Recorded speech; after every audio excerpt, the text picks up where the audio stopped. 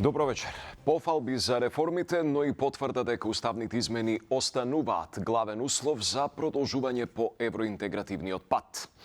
Ова е пораката што еврокомесарката Кос ја упати на заедничката пресконференција со премиерот Мицкоски, кој пак побара процесот да се темели на критериуми, а не на билатерални прашања.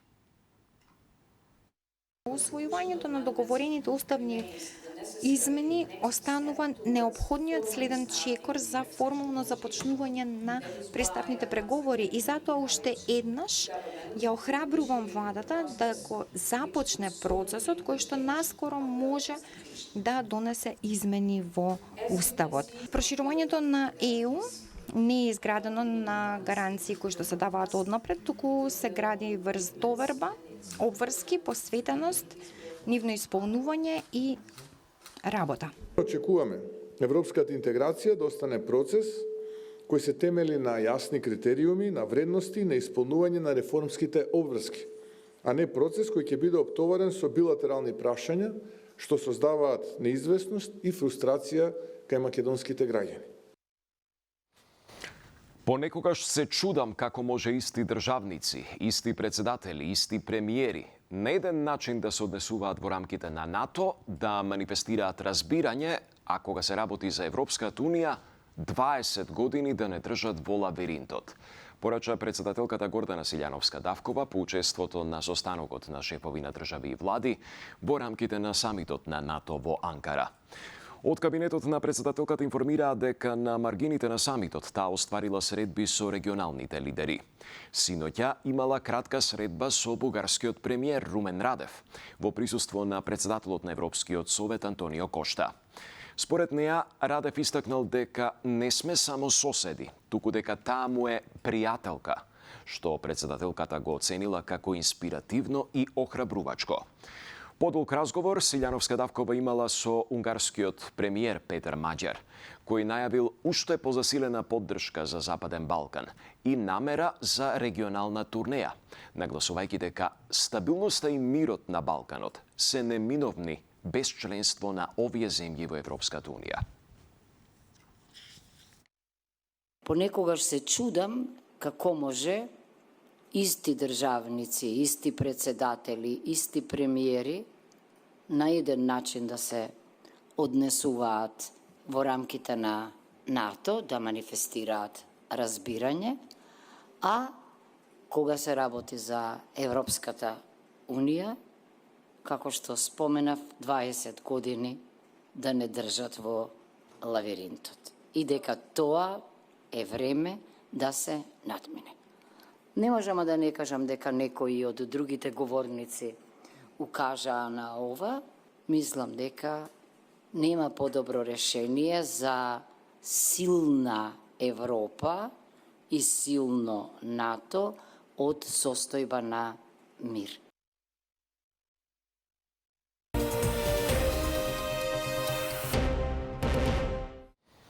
Обвинителството за организиран криминал и корупција поднесе обвинение против 3 лица и обвинителен предлог против уште едно лице за стечајот на Евростандард банка. Според обвинителството, тројцата како поранешни членови на раководството на банката од 2013 до 2019 одобрувале кредити на кредитно неспособни и поврзани компании, спротивно на законот за банки и интерни процедури, со што придонеле банката да заврши во стечај. Со оваквото постапување доверителите биле оштетени за износ од 1,6 милиарди денари, наведуваат од обвинителството. Обвинителен предлог е поднесен и против поранешниот председател на надзорниот одбор, кој се товари за несовесно работење во службата поради пропуштање должен надзор и овозможување незаконско кредитирање. Уставниот суд не обезбеди мнозинство за да одлучи дали ќе поведе постапка за одредбите од изборниот законник за платеното политичко рекламирање, кој според иницијаторите ги ставаат помалите партии во нерамноправна положба во изборната трка. Од судот соопштија дека од вкупно 9 присутни биле 7 судии, но ги немало потребните 5 гласови за да се донесе каква било одлука. Јана Јосифовска. Уставниот суд не обезбеди мнозинство при гласањето за да се прифатат иницијативите од Левица и Демократи за оценување на уставноста на делови од изборниот законник поврзани со платеното политичко рекламирање.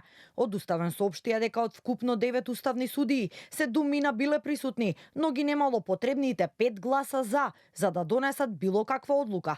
И затоа по предметот ќе се гласа на некоја од следните седници. Судијата известител Осман Кадрију предложи да се поведе постапка за двете иницијативи и да се оценуваат спорните одредби со аргументи дека изборната регулатива што се оспорува е штетна, противуставна и непропорционална, а помалите партии се дискриминирани за разлика од поголемите кои се привилегирани. Поддршка дадоа и председателот на Уставен Дарко Костадиновски, како и судиките Ана Павловска-Данева и Добрила Кацарска, иако таа имаше забелешки за неговата содржина. За поголемите политички партии предвидува привилегиран пристап до медиумите и до државните средства. На помалите политички партии на дискриминаторски начин им се оневозможува фер начело во изборната кампања. За плурализмот од суштествено значење е резултатот од слободните демократски избори да биде резултат до кој е дојден низ еден процес во кој сите засегнати имале еднакви и фер шанси да ги понудат своите политички понуди. Дали со овие норми е тоа така направено? Апсолутно не. Треба да постои еднаквост, треба да постои можност за сите, а особено ако ОПСЕ тврди дека се исклучени одредени политички субјекти, тоа веќе зборува и за дискриминација и за нееднаквост. За разлика од овие ставови, дел од уставните судии се изјаснија против поведување постапка за иницијативите, а Уставниот суд пред 3 години веќе одлучувал по истите оспорени членови и се произнел со неповедување постапка. Со оглед на тоа дека во услови кога тешко се постигнува консензус за измени и дополнување на изборниот законник, со евентуалното потенцијално наше носење на одлука за поведување, подоцна и за укинување на тие решенија, де факто, да не речем и де јуре, ние ќе оставиме еден простор кој што нема да биде регулиран. Судот ќе утврди оваа иницијатива, односно овие иницијативи, ако за истата работа веќе одлучувал, а не постојат основи за поинакво одлучување. Од Левица денеска предупредија дека евентуалното отфрлање на иницијативата би значело легализирање на неравноправните услови за учество на изборите и опасен преседан за политичкиот плурализам. По 1 година на функцијата вршител на должноста, судиката Даниела Димовска е избрана за председател на Скопскиот кривичен суд. При гласањето во судскиот совет доби едногласна поддршка од сите 11 членови кои, образложувајќи одлуката да ја дадат поддршката, рекоа дека нејзината програма за работа нуди визија за развој и подобро менаџирање со судот. Во трката за позицијата Димовска инаку влезе со 1 против кандидат судијата Ивица Стефановски. Димовска на јавноста е позната по тоа што го судеше поранешниот градоначалник на Карпош Стефче Јакимовски, кој доби 3,5 години затвор. Таа минатата година во јули беше избрана за ВД председател на Кривичен, а незиното име беше актуелно во јавноста и неколку месеци подоцна, кога незиниот брат Драган Паунов, инспектор во УЈП Штип, беше уапсен во рамките на проширената истрага за пожарот во дискотеката Пулс во Кочани. МВР поднесе кривични пријави против 4 деца и 5 родители за случајот со насилството врз малолетничка во Скопски аеродром, кога 12-годишно девојче беше физички нападнато од малолетнички, додека други присутни малолетници снимале со мобилни. Сандра Спасовска.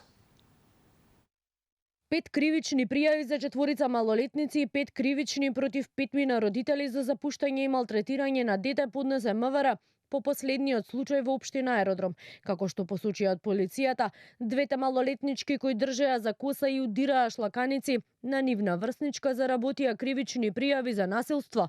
Против двајца малолетници се поднесени кривични за неовластено снимање, а против еден од нив, како што посочуваат од полицијата, поднесена е пријава за поттикнување на делото. Од страна на СВР Скопје до ОЈО Скопје е поднесена кривична пријава за 2 малолетнички за сторено кривично дело насилство против еден малолетник за сторени кривични дела поттикнување и неовластено снимање, против еден малолетник за сторено кривично дело неовластено снимање, како и против 5 родители за сторено кривично дело за пуштање и малтретирање на дете. Во последниве неколку месеци јавноста е сведок на се позачестени случаи на врсничко насилство. Случајот во аеродром се случи пред една недела, а сличен настан имаше и пред околу 3 месеци во општина Ѓорче, кога насилнички малтретираа девојче, гасеа цигари од незе и ја понижуваат, тирајќи ја да јаде измет. За овој случај судија за малолетници се уште постапува. За девојчињата има мерки на предпазливост, но не е познато кои се, бидејќи надлежните велат дека согласно Законот за правда на децата не смеат јавно да кажат каде малолетничките што го извршиле насилството можат, а каде не смеат да се движат. По последните неколку случаи, надлежните почнаа обуки за училишните психолози, педагози и социјални работници во основното образование со цел да се препознаат децата кои се жртви на насилство за правовремено да им се помогне. Тоа беше се во вечерниот преглед. Благодарам за вниманието. Пријатно.